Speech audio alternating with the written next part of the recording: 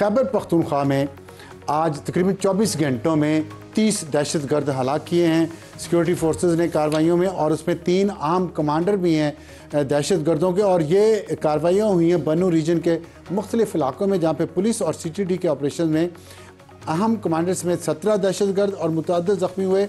और इसके अलावा शहरी खेल पक्का पहाड़ खेल में 10 और नसर खेल में एक और कार्रवाई में एक दहशतगर्द, और इसके अलावा 3 मुख्तलिफ कार्रवाइयों में 13 खारिज हलाक हुए हैं। लक्की मरवत में 2 हाई प्रोफाइल कमांडर मारे गए हैं 10 दहशतगर्दों समेत। और उनकी ये जो खबर आई है, इसके साथ साथ एक कुछ और ख़बरें जुड़ी हुई हैं जो मैं अपने इसी अहम खबर का हिस्सा बनाना चाहता हूँ। और वो ये हैं कि जिस सूबे में इतनी दहशतगर्दी हो रही है, जहाँ पे कुछ ही दिन पहले एक तालिब इल्मों के एक स्कूल पे जो कैडेट कॉलेज है वाना में, वहाँ पे दहशतगर्द घुस गए। 660 स्टूडेंट्स और स्टाफ वहाँ पे मौजूद था, उन पे हमला किया गया।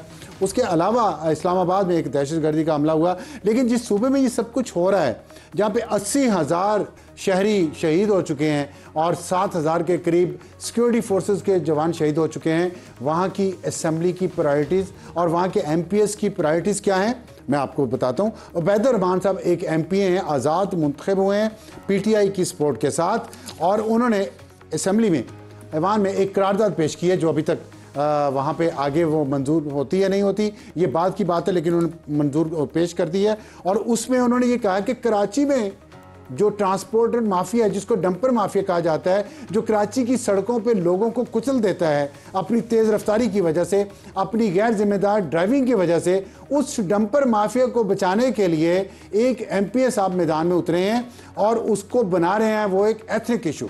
अब सोचें पैसा कैसे बोलता है, ये आपको मैं अभी समझाऊंगा कि पख्तून बच्चों पे हमला हुआ, किसी के मुंह से कोई बात नहीं निकली।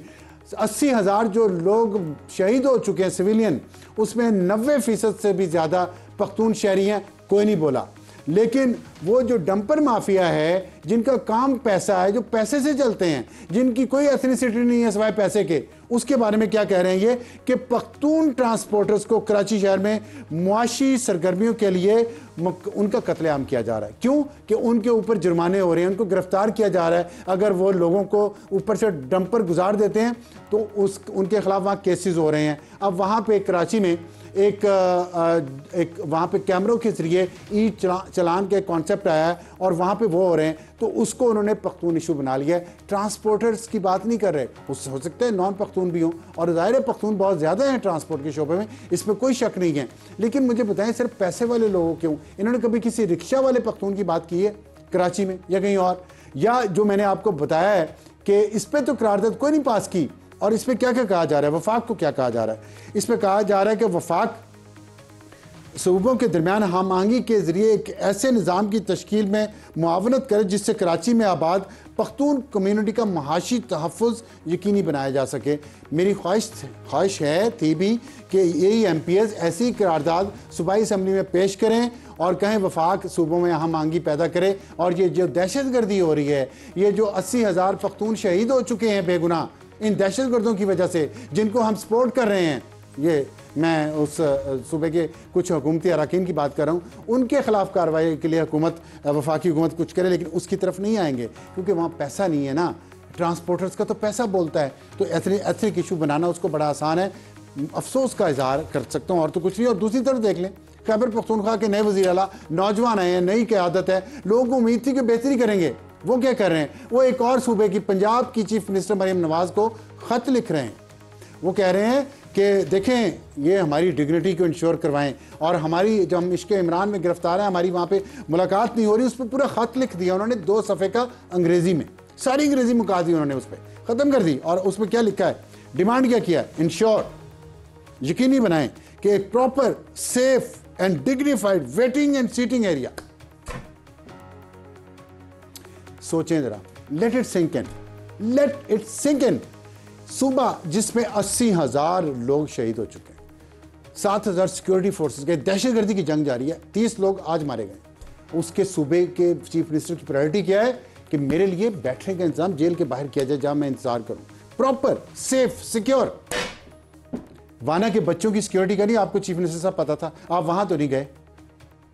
आप बाकी तो सूबे के लिए इस तरह खत नहीं लिख रहे कि इतनी दहशतगर्दी हो रही है, आए बैठे हमारे साथ और आप लिखते काश कि वाना के स्कूल के लिए या खैबर पख्तूनख्वा के अवाम के लिए ensure a proper safe and dignified waiting and seating area करते ना, वहाँ पे जख्मियों के लिए हॉस्पिटल्स के में ये करते ना, ये नहीं कर रहे आप, क्यों?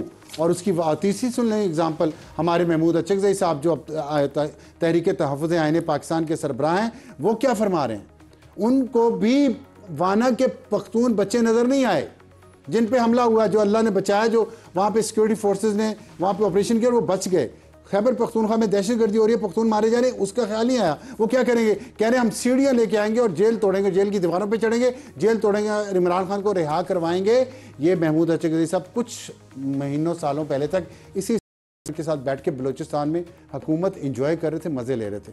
तो ये प्रायोरिटीज़ हैं और कौमियत के नाम पे और पख्तून कौम के खून पे ये सियासत की जा रही है। और यही हमारी आज की टॉप स्टोरी होगी, जिसमें हम कहेंगे कि जेल तोड़ेंगे या सीढ़ियाँ लगाएंगे। इस पर हम बात करेंगे। अली मोहम्मद खान साहब हमें ज्वाइन करेंगे, पाकिस्तान तहरीक इंसाफ के रुकन कौमी असम्बली हैं। हॉट इशू हमारा आज का होगा PTI एहतजाज क्या रंग लेगा, किस तरफ जाएगा, क्या ये ग्रुप बंदियाँ जो हैं वो फ़ायदा दे रही हैं पाकिस्तान तहरीक इंसाफ को या उसको धकेल रही हैं एक एथनिक पार्टी बनने की तरफ। और हमारा आज का एडिटोरियल ज़ाहिर बड़ी सीरियस डिस्कशन मैं सारी कर रहा हूँ और सियासत पे है, तो इसलिए एडिटोरियल को थोड़ा सा क्या करना चाहिए, लाइट रखना चाहता हूँ। और उसमें यह है कि ब्यूटी सैलून्स महंगे हो रहे हैं, FBR ने ये कहा है।